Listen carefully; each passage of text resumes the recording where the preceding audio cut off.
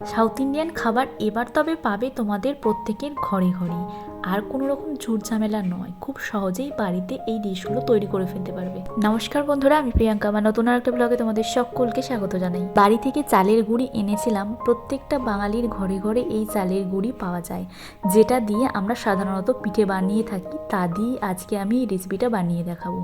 1 cup মাপ করে আমি চালের গুঁড়ি নিয়েছি, আর সেই কাপেরই মাপ করে 2 কাপ জল নিয়েছি।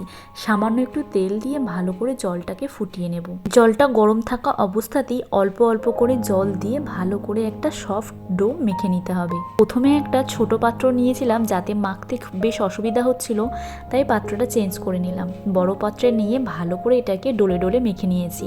দেখলে কতটা সফট করে মেখেছি। ঢোকলা বানানোর পাত্রে অল্প সাদা তেল দিয়ে তেল ব্রাশ করে নিয়েছি। এবারে যে ইডলি আপ্পাম মেকার রয়েছে, ওই ইডলি আপ্পাম মেকারেও একটু তেল ব্রাশ করে নিয়েছি। তারপরে একদম যে ছোট ফুটোর ছাঁচ হয় ওটা লাগিয়ে নিয়েছি।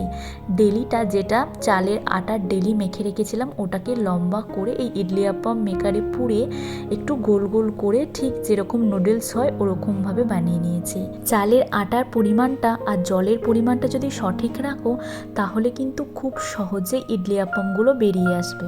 এইভাবে সেমাই নুডলসও খুব সহজে বাড়িতে তৈরি করে নিতে পারবে। এর সঙ্গে সাইড ডিশ হিসেবে চিকেন আর সবজি দিয়ে সাম্বার বানিয়েছিলাম। তার জন্য ক্যাপসিকাম, মূলো, ফুলকপি, গাজর, বিনস, মটরশুঁটি, আলু এগুলো নিয়ে নিয়েছিলাম। একটু বড় করে কেটে নিয়েছি। ইডলি মেকারে জল পুড়ে আগেই ওটাকে একটু গরম করে নিয়েছিলাম। তারপরে ইডলি আপ্পামগুলো ইডলি মেকারে পুড়ে 20 মিনিট মতো ভাপিয়ে নিয়েছি, ভালো করে একটু সিদ্ধ করে নিয়েছি। পরের ব্যাচটাও একইভাবে বানিয়ে নিয়েছি। কেরালায় ঘুরতে গিয়ে ভারী অবাক হয়েছিলাম যখন ব্রেকফাস্ট করতে ঢুকি। তখন এইরকম নুডলসের মতো জিনিস দেখে আমি তো সন্দেহ মনে না রেখে তাকে জিজ্ঞাসা করে বসলাম যে সকালে কে নুডলস খায়। তো বলল এটা বোধহয় নুডলস নয়। তাই আমাদের ড্রাইভার দাদাকে জিজ্ঞাসা করতে সে বলল যে এটা নাকি ইডলি আপ্পাম এবং খুবই এটা হেলদি হয়, সকালের ব্রেকফাস্টে যদি খাওয়া যায়। তখন থেকেই ঠিক করে নিয়েছিলাম যে এটা বাড়িতে একবার বানাতেই হবে। তাই আজকে তোমাদের সঙ্গে এই রেসিপিটা শেয়ার করেই ফেললাম। চীনাবাদাম একটু ভেজে নিয়েছিলাম। আদা, কাঁচা লঙ্কা, রসুন আর এই চীনাবাদাম দিয়ে একটু পেস্ট বানিয়ে নিয়েছিলাম। কড়াইতে একটু সর্ষের তেল দিয়ে কারি পাতা, সর্ষে, শুকনো লঙ্কা ফোড়নে দিয়ে সমস্ত সবজি দিয়েছিলাম। তারপরে যে চিকেনটা গোলমরিচ আর লবণ দিয়ে ম্যারিনেট করে রেখেছিলাম, সেটা দিয়ে দিয়েছিলাম সবজির মধ্যে। সবজিটা ভালো করে ভেজে নিয়েছিলাম, চিকেনটাও। এরপর একটু হলুদ গুঁড়ো, কাশ্মীরি লাল লঙ্কার গুঁড়ো, বাড়ির তৈরি সাম্বার মশলা দিয়ে ভরে ভরে 2 চামচ সাম্বার মশলা দিয়ে ভালো করে কষিয়ে জল ঢেলে ফুটতে দিয়েছি। আর একটু আমি এদিকে তেঁতুল গুলে রেখে দিলাম। সাম্বার যেহেতু তেঁতুল তো লাগবেই, তাই তেঁতুলটা গুলে রেখে দিলাম।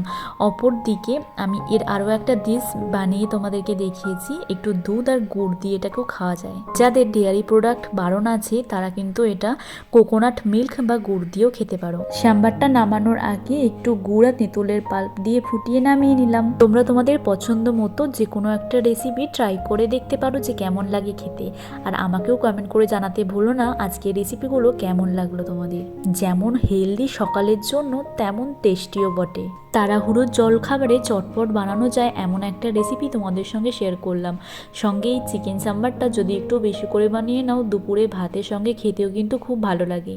গরমা গরম তাকে আগে সার্ভ করে দিচ্ছি, কারণ দুজনের একই টাইমে খেতে বসা খুবই একটা মুশকিলের ব্যাপার হয়ে যায়। সে চলে গেলে বেশিরভাগ টাইমেই তারপরেই আমার খাওয়াটা হয়। রেসিপিগুলো কেমন লাগলো কমেন্ট করে জানিও কিন্তু অবশ্যই।